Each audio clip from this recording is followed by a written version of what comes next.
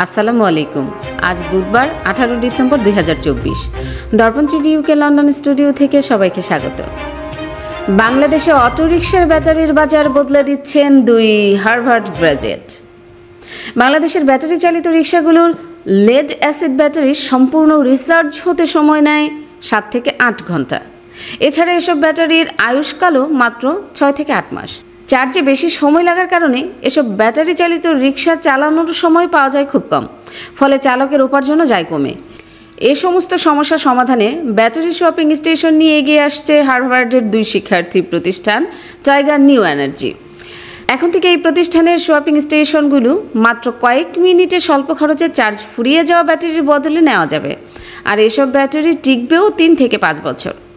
হার্ভার্ডের স্নাতক শিক্ষার্থী নিকোল মাও এবং ইউই ঝু গত 3 বছর ধরে বাংলাদেশের অন্যতম সফল স্টার্ট আপ এগিয়ে নিয়ে যাচ্ছেন।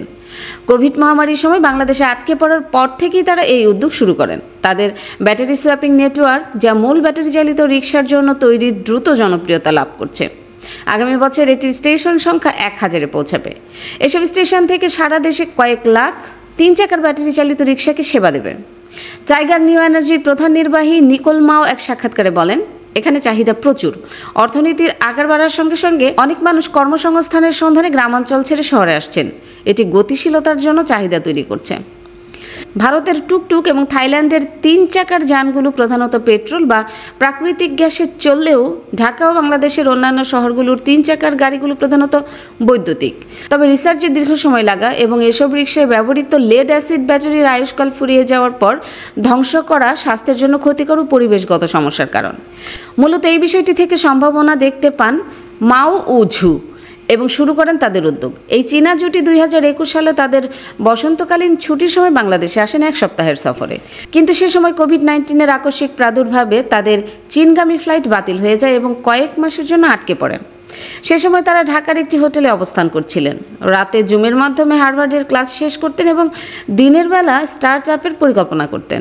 মাওয়ের পরিবার চীনে একটি ব্যাটারি তৈরি কারখানার মালিক, আর এ কারণেই মূলত তারা বাংলাদেশে একই ব্যবসা শুরুর সিদ্ধান্ত নেন। চীন থেকে উপাদান আমদানি করে আরও টেকসই লিথিয়াম ব্যাটারি সংযোজন এবং তা স্থানীয় গ্রাহকদের কাছে বিক্রি করার পরিকল্পনা করেন। টাইগার নিউ এনার্জির চিফ অপারেটিং অফিসার ঝু বলেন, এটি একেবারে পাগলামির মতো একটি ধারণা ছিল। আমরা নিজেরাই স্থানীয় কর্মী নিয়োগ, কারখানার জন্য জমি খোঁজে এবং কর্মীদের প্রশিক্ষণের দায়িত্ব নিয়েছিলাম। প্রাথমিক কাজ শুরুর পর তারা শিগগির দেখতে পান যে অনেক রিকশা চালক তাদের পণ্য কেনার জন্য একসঙ্গে $400 খরচ করতে অনিচ্ছুক বা অক্ষম।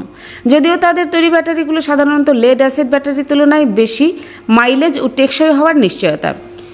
এরপর তারা ব্যাটারি সোয়াপিং পদ্ধতি চালু করার সিদ্ধান্ত নেন এবং ক্রমে এটি জনপ্রিয় হয়ে ওঠে। চালকেরা যখন তাদের ব্যাটারি কমে আসতে দেখেন, তখন তারা একটি স্বয়ংক্রিয় সোয়াপিং স্টেশনে গিয়ে নতুন ব্যাটারি বদল করে নেন। পুরো প্রক্রিয়ায় ভয়েস নির্দেশনা দেওয়া হয় বলে প্রক্রিয়াটি আরও সহজ হয়ে যায় তাদের। স্টেশনগুলো স্থানীয় বিদ্যুৎ গ্রিডের সঙ্গে যুক্ত এবং কিছু স্টেশনে সোলার প্যানেল রয়েছে, যা চার্জিং প্রক্রিয়া সাহায্য করে এবং লোডশেডিংয়ের প্রভাব কমাতে সহায়তা করে।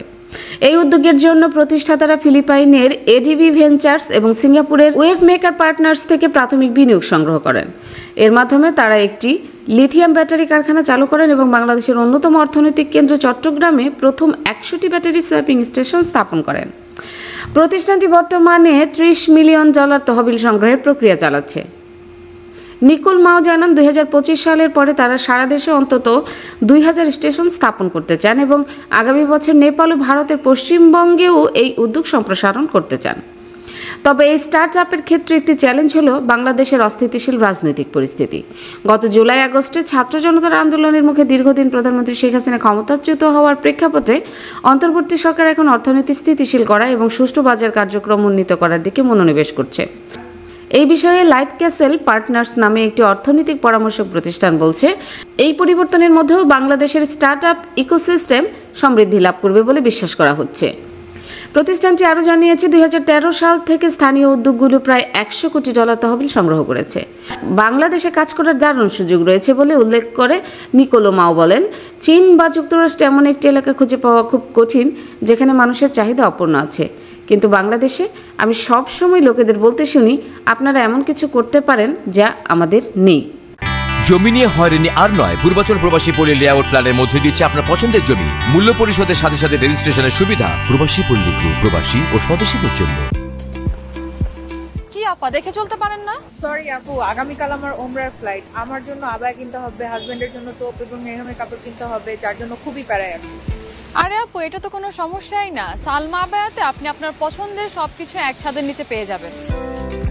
তাই নাকি? তাহলে তো ভালোই হয়। Salma Abaya House, 118 Whitechapel Road, London E11JE. Are you tired from pedaling a bicycle? Then it's time to get an e-bike. Get an e-bike from JMG Bike and get 6 months free services. JMG Bike. We sell and repair. We also sell bike accessories. Visit our showroom today. Remember, for e-bike, JMG Bike. 24 ঘন্টা সপ্তাহে 7 দিন আকর্ষণীয় exchange রেটে সমগ্র যুক্তরাজ্য থেকে বাংলাদেশে টাকা পাঠান। আইএফআইসি মানি ট্রান্সফার ইউকে লিমিটেডের মাধ্যমে যখনই পাঠাবেন তখনই জমা হবে আইএফআইসি কিংবা দেশের যে কোনো ব্যাংক অ্যাকাউন্ট এবং বিকাশ ও নগদ ওয়ালেটে। মানি ট্রান্সফার করতে সার্বক্ষণিক আছে আমাদের মোবাইল অ্যাপ এবং আপনার নিকটস্থ অনুমোদিত এজেন্ট। বিস্তারিত জানতে কল করুন 020-7247-9670 নম্বরে। আমাদের ঠিকানা 18 Brickland, London E1 6RF UK। IFIC money transfer UK limited, IFIC ব্যাংকের নিজস্ব প্রতিষ্ঠান।